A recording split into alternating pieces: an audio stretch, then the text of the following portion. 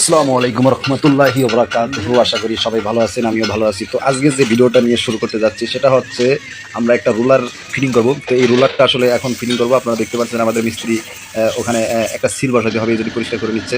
আর এই মাথাটা আসলে ক্যাপটা ঢুকাইতে হবে ভিতরে, কিন্তু আমরা খোলার সময় ওই মাথার দিকে বাড়ি দিয়েছিলাম, এই জন্য আসলে ওই মাথাটা একটু বড় হয়ে গেছে।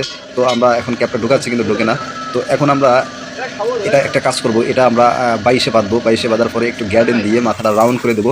তো রাউন্ড করে দিলে আমাদের আসলে ইজি ঢুকবে। তো তার আগে আমরা উপর মাথায় এই যে একটা এলিঙ্গি নাট আছে, তো এটা দিয়ে আসলে গিয়ার অয়েল ভিতরে দিতে হয় যাতে সিলগুলো ভালো থাকে, বিয়ারিংগুলো ভালো থাকে, অনেক দিন চলে। এই জন্য আমরা আসলে ভিতরে গিয়ার অয়েল দিয়ে দিই। তো গিয়ার অয়েল দিয়ে দিই। তো এখন আমরা লকটা খুলবো, কিন্তু এই লকটা অনেক দিন খোলা হয় না, এই প্রথম খোলা হচ্ছে। এই জন্য আসলে মাথাটা একটু হয়ে গেছে, চিপা গেছে। এই জন্য কোনো এলিঙ্গি ঢুকতেছে না। অনেক চেষ্টা করতেছে মিস্ত্রি, এটা হচ্ছে সাগর মিস্ত্রি, ইনি এগুলো খুবই পারদর্শী, উনি ভালো একটা মিস্ত্রি। তো আপনাদের কারো যদি মিস্ত্রিও লাগে সেটা আমাদের সাথে যোগাযোগ করতে পারেন। তো যাই হোক, এখন এটা খোলার চেষ্টা করা হচ্ছে। তো কোনোভাবেই হচ্ছে না। তো দেখতে হয়তো সহজ মনে হচ্ছে যে এটা কতটা সহজ খুলতে, কিন্তু আসলে ছোটো জিনিসও অনেক খাটাখাটি হয়ে যায়। তো এখন অবশেষে খোলা গেল, তো অনেক চেষ্টার পরে।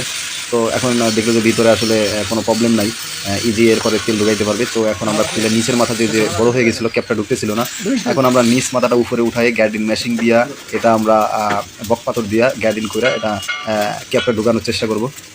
তো এখন আমরা গ্যাডিন করব। তো অলরেডি গ্যাডিন আমরা শুরু করে দিয়েছি বক পাথর দিয়া। তো এটা মাথাটা রাউন্ডটা আমরা মিলাই দিতেছি, কারণ রাউন্ড খোলার সময় মাথাটা বড় হয়ে যায়, বাড়ি দিয়ে খোলা লাগে, তো ওই জন্য। তো এখন আমরা এটা কমপ্লিট করার পরে দেখলাম ইজি এখন ঢুকবে। তো একেবারে ইজি হলে চলে না, একটু জাম রাখতে হয়। তো তারপর আমরা এই সিলটা ঢোকালাম। মনে আছে এটা পরিষ্কার করা হয়েছিল, কারণ সুন্দর করে যদি পরিষ্কার না করেন এই সিলটা ভিতরে থাকবে না, আবার আপনার গিয়ার অয়েল লিক করবে। তো এটা সুন্দর করে সিলটা লাগানো হলো। এরপরে এই যে মাথাটা ঢোকাই দেওয়া হলো। ঢোকাই দেওয়ার পরে এখন আমরা এখানে অয়েল দেবো, গিয়ার অয়েল দেবো। তো এই যে খাড়া করে এটার মধ্যে গিয়ার অয়েল অলরেডি দেওয়া হয়ে গেছে।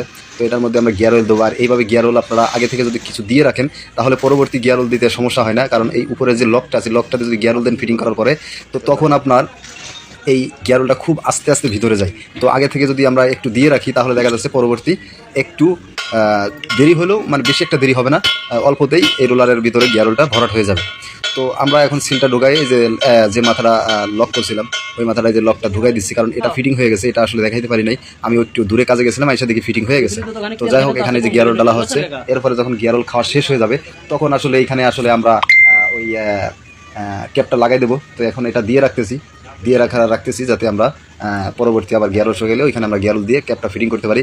তো আল্লাহ হাফেজ, ভালো থাকবেন সবাই।